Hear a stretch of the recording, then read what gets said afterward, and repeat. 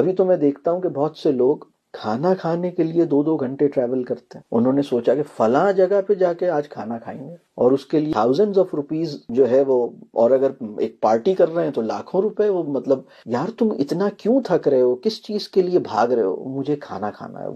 وہاں کا جو وہ ہے نا باربیکیو، وہ بہت مزے کا ہوتا ہے. تو مطلب وہ زندگی کی جدوجہد جو ہے نا، وہ ہم کہیں کہ ٹیسٹ ڈریون لائف، یعنی struggle of life is it's all for to please the taste buds.